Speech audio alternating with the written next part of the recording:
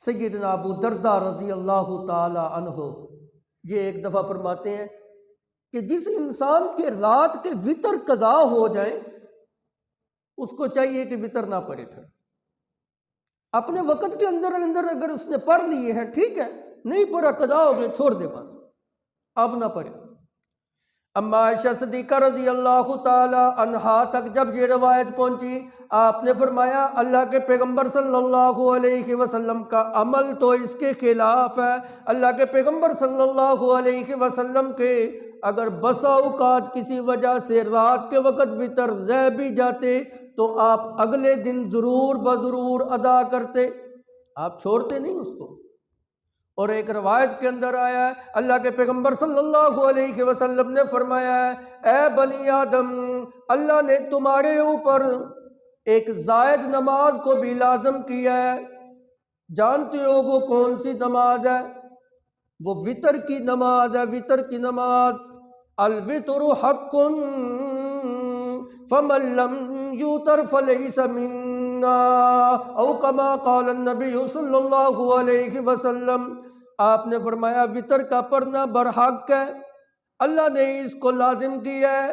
جو انسان وتر کو چھوڑتا ہے، وتر کو نہیں پڑھتا، لیس منا، اس کا ہمارے ساتھ کوئی تعلق نہیں ہے۔ اور آپ نے فرمایا کہ وتر کو رات کی آخری نماز رکھا کرو، وتر کو رات کی آخری نماز بناؤ۔ علماء نے اس کی مختلف صورتیں لکھی ہیں، میں 3 صورتیں جو ہے نا وہ بیان کرنے لگا ہوں۔ وتر پڑھنے کے جو انداز ہے نا وہ 3 طریقے سے اس کو پڑھا جا سکتا ہے۔ اگر انسان سخت مصروفیت میں ہو، اس کا وقت مشغولیت کے اندر گزرتا ہو، یا انسان سستی کا مظاہرہ کرتا ہو تو اس کو چاہیے کہ عشاء کی نماز کے ساتھ متصل وتر پڑھ لے۔ پتہ نہیں بعد میں سستی کی وجہ سے پڑھنے ہوں یا نہ پڑھے جائیں جی، رہ نہ جائیں، گناہ گار نہ ہو، یہ ایک صورت ہے۔ دوسری صورت اس سے اعلیٰ صورت یہ ہے کہ آپ عشاء کی نماز پڑھیں، سنن پڑھیں، نوافل پڑھیں، وتر کو چھوڑ دیں۔ جس وقت آپ رات سونے لگے ہیں، سونے سے پہلے آپ وضو کر کے وتر پڑھ لیں، یوں یہ وتر جو ہے یہ رات کی آخری نماز جو ہے نا وہ بن جائے، پھر اس کے بعد کوئی اور کام نہ کرے۔ یہ دوسری صورت ہے، یہ پہلی صورت سے بھی اعلیٰ صورت ہے۔ اور تیسری صورت جو ہے وہ ان دونوں صورتوں سے اعلیٰ، ارفع اور افضل ترین صورت ہے، وہ یہ ہے کہ جو انسان تہجد کا عادی ہو اور تہجد کے نوافل پڑھنے سے پیار اور محبت اور انس رکھتا ہو، اور اس کو اپنے نفس کے اوپر یہ اعتماد ہو کہ میں نے سحری کے وقت جاگ کر تہجد کے لیے کھڑا ہو جاؤں گا، عادت ہے اس کی کھڑے ہونے کی، اور اپنی عادت کے مطابق وقت کے اوپر وہ کھڑا بھی ہو جاتا ہے، تو ایسے انسان کو چاہیے کہ وہ رات عشاء کی نماز پڑھے، سنن پڑھے، نوافل پڑھے، لیکن وتر کو چھوڑ دے، اور تہجد کے وقت وتر پڑھنے کے بعد، تہجد کی نوافل پڑھنے کے بعد پھر وتر پڑھے۔ اللہ کے پیغمبر صلی اللہ علیہ وسلم کی زندگی کا زیادہ تر معمول یہی ہوتا تھا کہ آپ وتر کو تہجد کی نماز کے بعد پڑھا کرتے۔ یہ سب سے افضل ترین صورت ہے وتر پڑھنے کی۔ اس طرح وتر جو ہے وہ رات کی آخری نماز بن جائے گی۔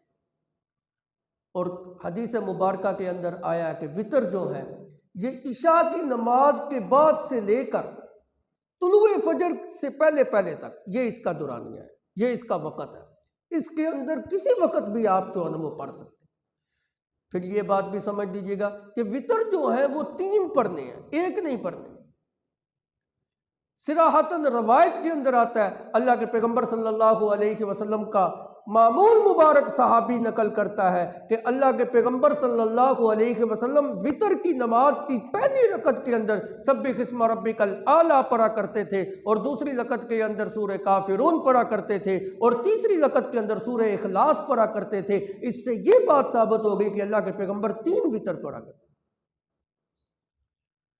چنانچہ عرض کر رہا تھا کہ اللہ کے پیغمبر صلی اللہ علیہ وسلم کا یہ فرمان بھی موجود ہے جو اما عائشہ صدیقہ رضی اللہ تعالی عنہا کے اس فتوے کی تائید کرتا ہے۔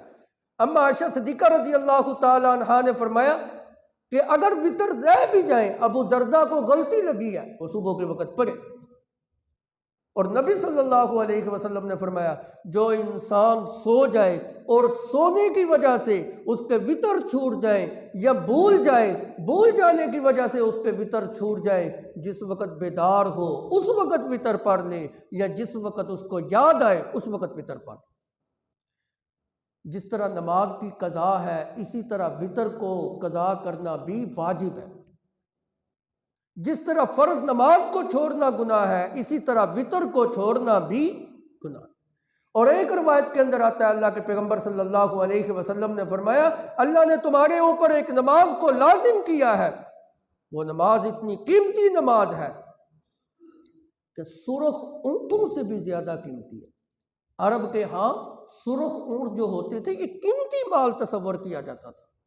آپ نے فرمایا یہ عرب کے ہاں جو قیمتی ترین مال ہے سرخ مال، اونٹوں کی شکل کے اندر جو سرخ اونٹ ہے، اس سے بھی زیادہ قیمتی مال جو ہے وہ 3 وطر کو پڑھنا ہے۔ اس لیے اگر کسی وجہ سے عشاء کی نماز کے بعد نہ پڑھ سکے، یا سونے کی وجہ سے چھوٹ جائے، یا بولنے کی وجہ سے چھوٹ جائے، جس وقت بیدار ہو یا جس وقت یاد آ جائے اپنے وطروں کی قضا لازم کر لے، نہیں کرو گے گناہگار ہوگے۔ تو اما عائشہ صدیقہ رضی